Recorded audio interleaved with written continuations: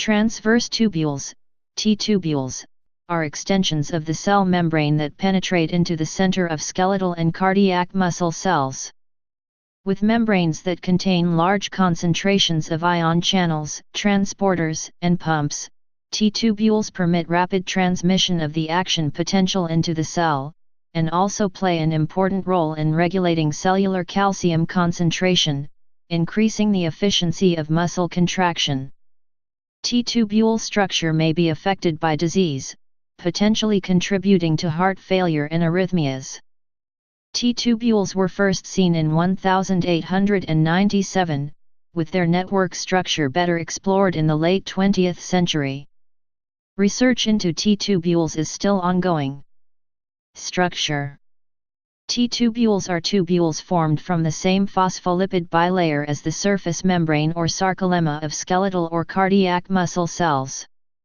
They connect directly with the sarcolemma at one end before traveling deep within the cell, forming a network of tubules with sections running both perpendicular, transverse, to and parallel, axially, to the sarcolemma.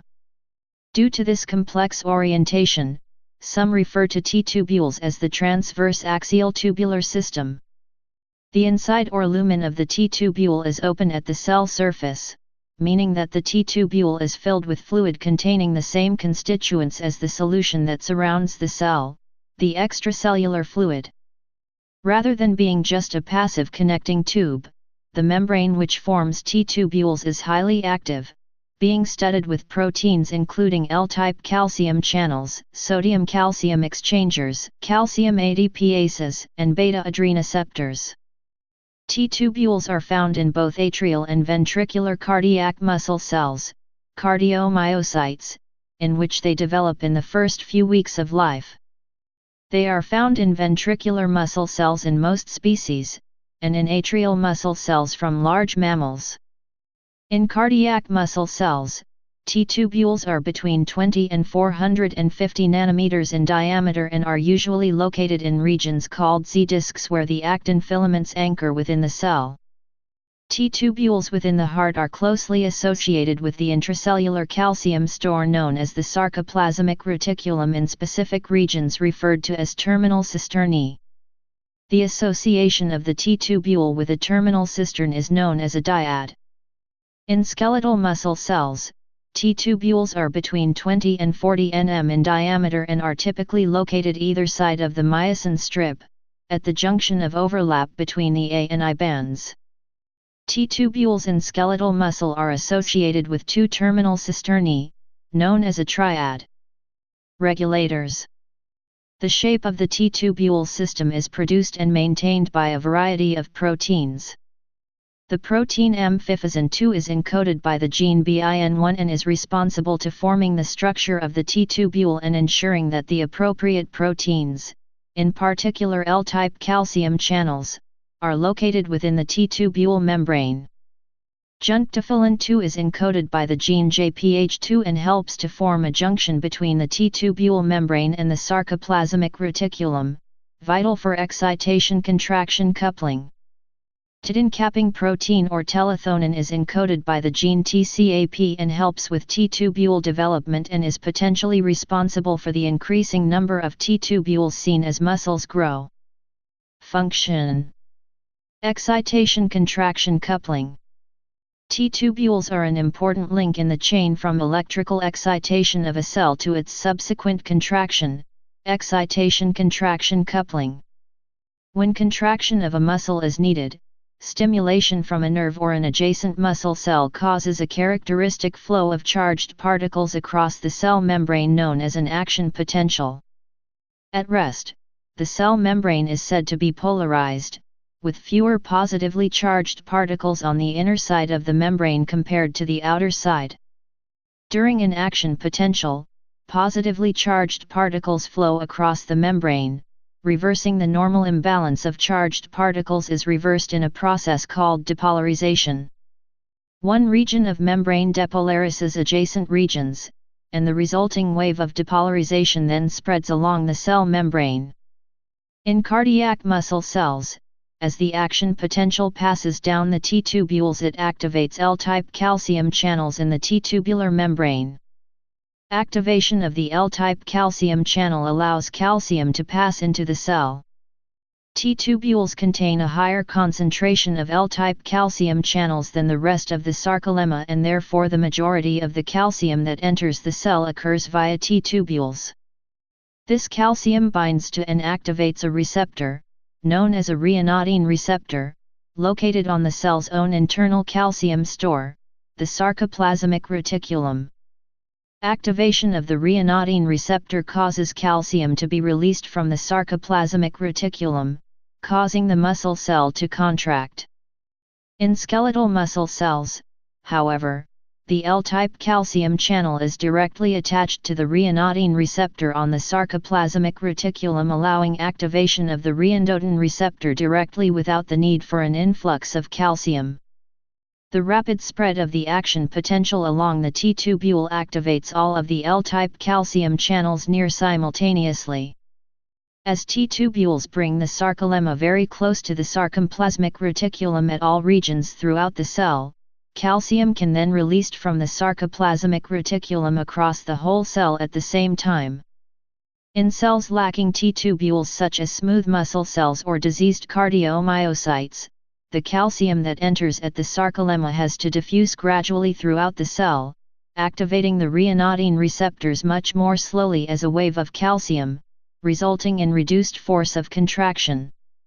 As the T-tubules are the primary location for excitation-contraction coupling, the ion channels and proteins involved in this process are concentrated here.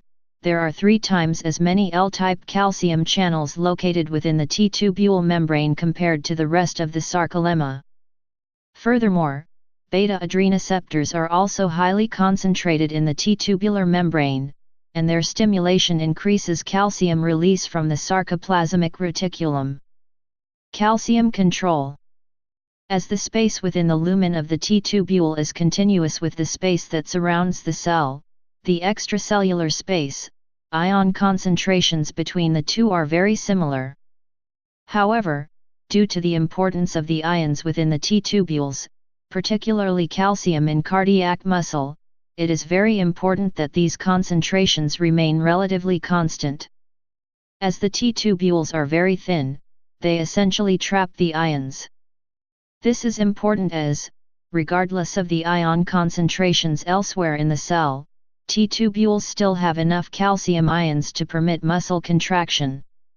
Therefore, even if the concentration of calcium outside the cell falls, hypocalcemia, the concentration of calcium within the T-tubule remains relatively constant, allowing cardiac contraction to continue. As well as T-tubules being a site for calcium entry into the cell, they are also a site for calcium removal. This is important as it means that calcium levels within the cell can be tightly controlled in a small area, i.e. between the T-tubule and sarcoplasmic reticulum, known as local control. Proteins such as the sodium-calcium exchanger, and the sarcolemmal ADPase are located mainly in the T-tubule membrane. The sodium-calcium exchanger passively removes 1 calcium ion from the cell in exchange for 3 sodium ions. As a passive process, it can therefore allow calcium to flow into or out of the cell depending on the combination of the relative concentrations of these ions and the voltage across the cell membrane, the electrochemical gradient. The calcium ADPase removes calcium from the cell actively, using energy derived from adenosine triphosphate, ADP. Detubulation. In order to study T-tubule function, T-tubules can be artificially uncoupled from the surface membrane using a technique known as detubulation.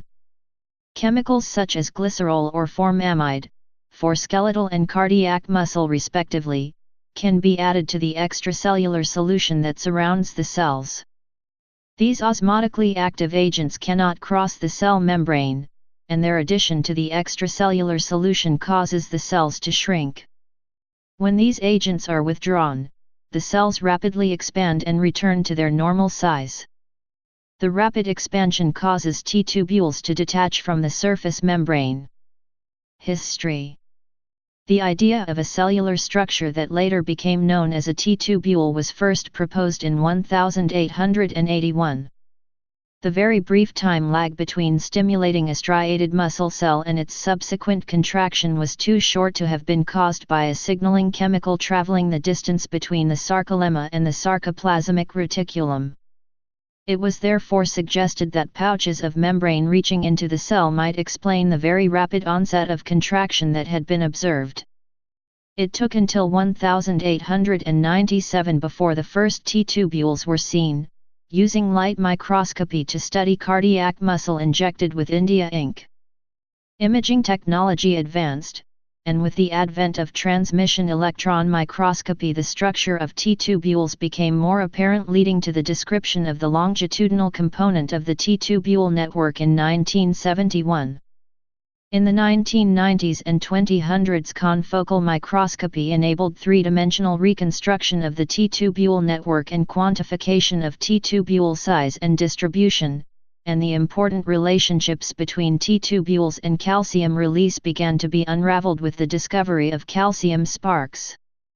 While early work focused on ventricular cardiac muscle and skeletal muscle, in 2009 an extensive T-tubule network in atrial cardiac muscle cells was observed. Ongoing research focuses on the regulation of T-tubule structure and how T-tubules are affected by and contribute to cardiovascular diseases. Clinical significance. The structure of T-tubules can be altered by disease, which in the heart may contribute to weakness of the heart muscle or abnormal heart rhythms. The alterations seen in disease range from a complete loss of T-tubules to more subtle changes in their orientation or branching patterns. T-tubules may be lost or disrupted following a myocardial infarction, and are also disrupted in the ventricles of patients with heart failure, contributing to reduced force of contraction and potentially decreasing the chances of recovery. Heart failure can also cause the near-complete loss of T-tubules from atrial cardiomyocytes, reducing atrial contractility and potentially contributing to atrial fibrillation. Structural changes in T-tubules can lead to the L-type calcium channels moving away from the ryanodine receptors. This can increase the time taken for calcium levels within the cell to rise, leading to weaker contractions and arrhythmias. However, disordered T-tubule structure may not be permanent, as some suggest that T-tubule remodeling might be reversed through the use of interval training. Please subscribe and thanks for watching.